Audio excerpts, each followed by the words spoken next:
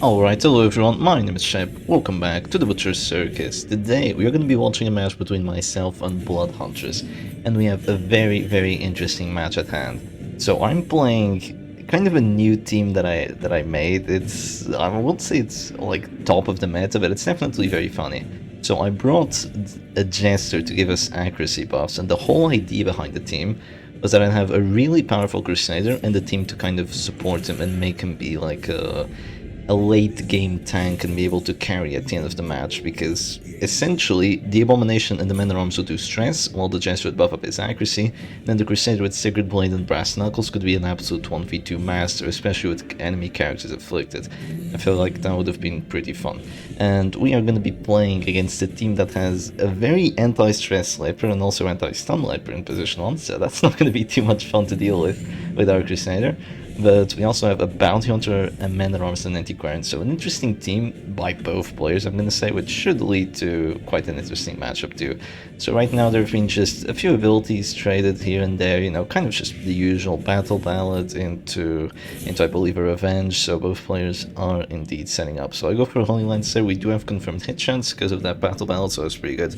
But we don't get too big of a damage roll out of it because of those battle debuffs. And we have two very bellow bot kind of Man at Arms here. I have the Pit Fighter's Helm and the Eerie Eyes, so I have plus prod, stress health, and accuracy and debuff chance, so those bellows are going to be amazing. So we're just going to go for a Sundead Bounty Hunter before there's an uppercut on me, or even a Caltrips, which would be pretty annoying. And now the LEPER is probably going to go for one shot. So he already has Revenge, but he has one bellow debuff on him, so he doesn't do my entire health bar. I mean, I do have 10% prod there kind of helping me out, and right now I can go for some weird play. So I decide to go for a Rage on the Abomination, and the reasoning behind that is that if I do get the Abomination out of the match, the Antiquarian doesn't have Finisher, and even if she did, I would be able to take her out with a Finale, and after that the LEPER won't have anyone to follow up on his actions to actually get death blows here. So I feel like that was definitely a good play by me to go for that Rage Death Blow, but I mean, not Death Blow, but dropping him down to Death Blow, but it didn't do quite enough damage because that penalty buff, it rolled for a min roll, and I had to rely on a Harvest to go for it. But we do get the Harvest to counter the regen, so there's a pretty good outcome there. Of course, without having the Blood Red coin, the chance of actually countering that regen isn't too great. It's only a 65% chance against a Bounty Hunter, for example. So if you fail that, the Bounty Hunter right now would just click and regen out of this turn, go for whatever you want. So Blood Huntress here is actually going to go for a very interesting play. Instead of clicking that Bounty Hunter and just going for his final action, she decided to actually cause some counter pressure here, make me have a choice. Do I want to let my Abomination die? Do I want to roll for like a 35% death blow, like a really chancy one, and just let my Abomination die to finish him? I just decided, you know, well, let's just keep it simple. Let's de-transform the A1. I definitely want my second transformation, so I'm just going to do that, and I'm going to heal. So there's going to be a Caltrips now. I mean, the thing is, going for a guard wouldn't be too good. The problem with Blood Huntress' team is that it's not very good on defense, like not at all. It has a guard, but it doesn't have any extra stun resistance, and it only has regen, but only one active regen means that if there's just a little bit of DOT, it's gonna counter it entirely. And with no healers, no like direct healers like I have a Crusader for Rally to the Flame, means that keeping your characters alive is gonna be pretty tough. Unless it's the LEPER's solo heal, but oh well. It's gonna be Festering Vapors now. The command buff is coming in clutch now. The Antiquarian can actually hit my characters pretty well. And now I believe I'm gonna go for the death blow. So I have a 40% chance of getting it. I had the choice of going for a 40 or going for a 50. I decided going for a 40 there, because I felt like I would still have another shot of getting it by the next round, even if I failed, especially since he was stunned. And I do need the damage on the Man at Arms, and I also need to keep buffing up my Finale, so I just thought that would be a good play there. So you might be wondering, well, since we're both kind of playing pseudo-stress teams, and since we both have Bolster, why have none of the players used Bolster? Well, for me personally, I just wanted to prevent that LEPER from doing too much damage, so just to prevent him getting one shots that early, so I felt like just spamming Bellow was the right play rather than using Pulsar. I might regret that later. And so might Blood Huntress for not actually going for the bolster either, because both teams would really like a bolster right now.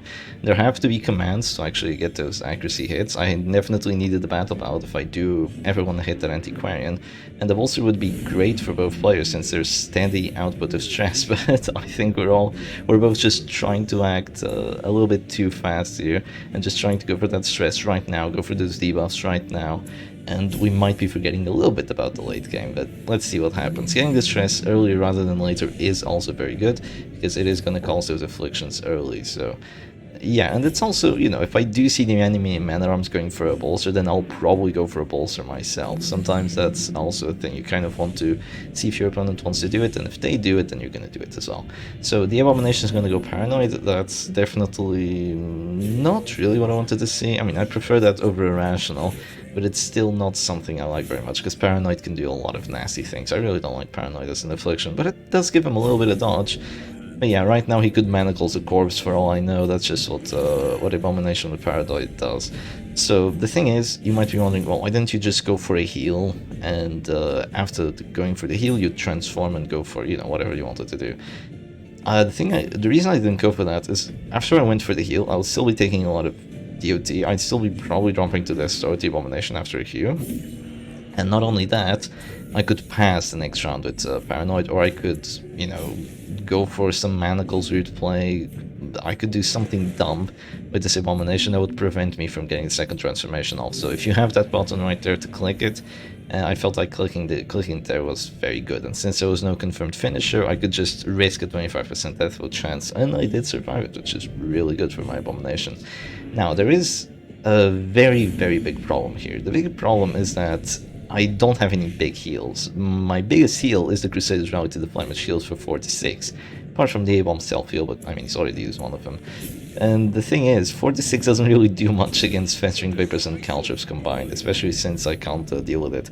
Now we go for a Stunning Blow crit with the double stun trinket, so our stun chance was 160%, but against the 100% resistances on those on the LEPER character, right, because of those trinkets, he actually manages to resist that 60% stun chance. Like, that setup is definitely helping him out a lot, because he's already resisted 2 slams and the 2 stuns. You might be wondering, well, Shep, why did you go for 2 slams with a 10% move chance? Well, I didn't really feel like I had anything else cooler to do right there. I mean, I don't want to really rage into the Man-at-Arms and do, like, what, like 8 damage when he has a lot of duty on him, and when I don't even care that much about the Man-at-Arms. I just wouldn't mind it all that much. That's what I'm trying to say here. So the LEPER still has 22 HP, still definitely has a good amount, and he's gonna go for a heal here. Doesn't do that much damage, so the battle debuffs are definitely coming in handy. Neither of my characters dropped to this door. That would be totally impossible if there weren't battle debuffs applied. And right now I'm gonna go for this Bellow.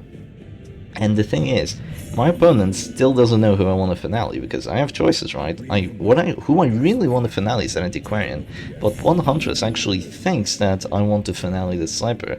So the play they're going to go for right now is a little bit on the weird side. They're going to go for a guard on that LEPER just so I don't get to finale him. And the thing is, I wouldn't really mind it all that much, but the LEPER says no, which I was annoyed about, because I was perfectly fine with a guard on the LEPER right there. I don't really care about him. Once I pick up that Antiquarian, I win the match, essentially. And here's when there's a massive turning point in the match, because my Crusader does go Vigorous, and Vigorous is probably the best virtue you can get. Apart from Courageous, Courageous would be really good too, but Courageous isn't as clutch. Courageous isn't as, how do you put it? Courageous, you kind of know what's gonna happen. You have minus stress taken, and sometimes you heal the other characters for a little bit of stress. Like, it's always good in what it does. Vigorous is more unreliable. Vigorous gives you a 25% chance of healing you for 10% of your HP.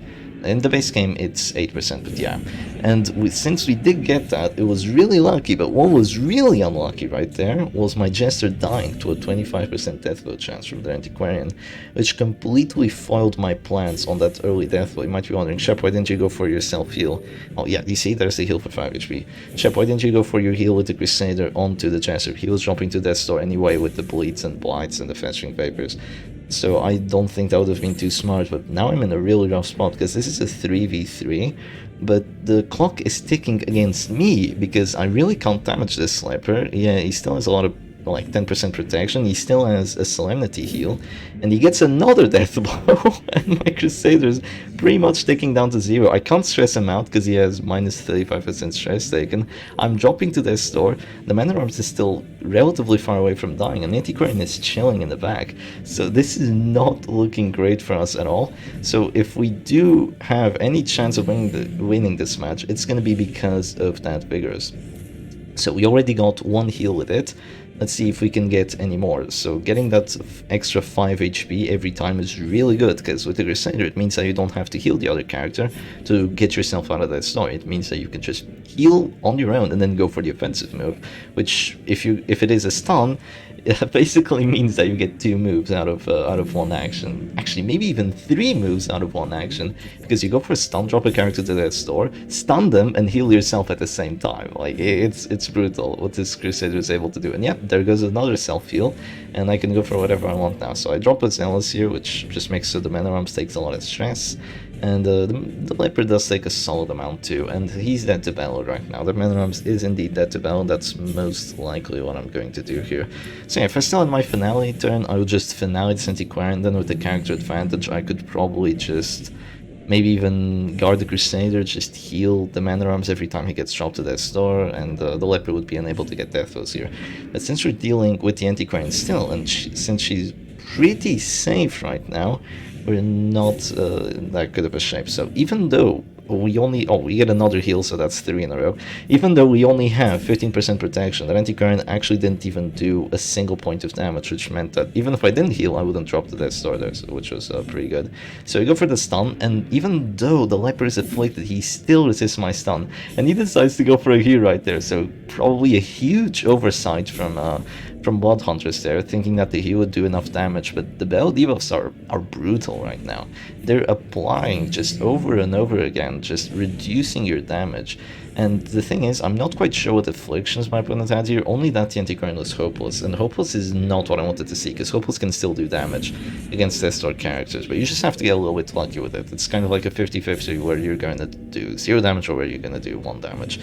As long as you're out of Death Star. If you're oh, that's 4 heals in a row, by the way. Yeah, as long as you're out of Death Star. So I'm gonna go for another stun. I fail it again, so I'm getting really lucky on the heals, but I'm getting really unlucky on the stuns. Those are 55% chances, by the way. Yeah, and he's gonna move back, which is definitely a bad act out for the Leper, but at this point it shouldn't really matter. And he heals himself and gets down to 145 stress. I'm getting close to heart attacks, by the way. Like, that's really bad. And I'm doing, you know, a small amount of stress. And I would really love having a bolster right now. And I think Blood Huntress would love having a bolster too. And the Leper goes for his action, marks himself, so thank you very much, Mr. Leper. And there's a crit on my Crusader. That crit is really bad. That's 18 stress extra. And I do not get the heal this time, which is really sad. But I just think, when you go Rally to the Flame, if you're just gonna die anyway to Festering Vapor Stress. Right now I have to go aggressive, so I just dropped the Zealous. There was an argument for dropping the Zealous earlier on the Leper rather than just dropping the stuns, but I decided to go for the stuns instead because I felt like I had a really good chance of removing his action. That would be great, and I didn't think I would stress him out quite as easily. So I go for another heal, so that's like 5 heals out of 6 actions. And look at my damage. 14 and 15. How? How do you do that much damage, Shepherd Doggy? How do you do that much damage? Vigorous doesn't give you damage, only Powerful gives you damage. At least that's what the base game wiki says. But if you look at my damage numbers, I have plus 40% damage from Virtue. Now you might be wondering, how do you have plus 40% damage from Virtue? And I'm wondering the same thing. Thing is, Focused also gives you plus 20% damage from Virtue every once in a while, and I don't think anyone knows why, and I don't think anyone knows how, because it's not in the wiki. I've never seen anyone talk about it. It's just that sometimes in the Butcher's Circus, you just get lucky with the plus damage chances. I think that's how it is. So there's gonna be a heal right there, and my Crusader's at 195 stress, and the idiot freaking Man at Arms.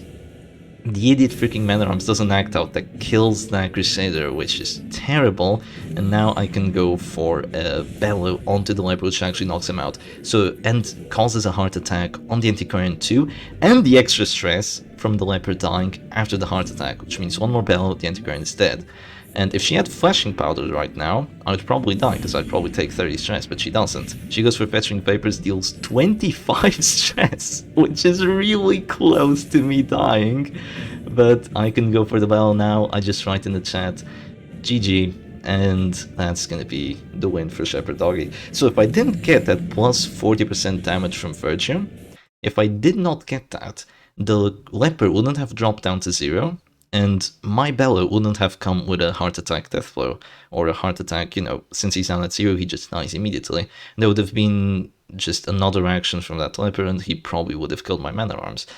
So, and the Antiquarian also wouldn't have dropped closer to that heart attack, because there would be no extra stress from the Leper dying, which, by the way, it's a 33% chance. So extremely close match against Blood Huntress here, and it was definitely a really, really fun one. So anyway, I hope you all enjoyed the video, and I'll see you again another time. Cheers.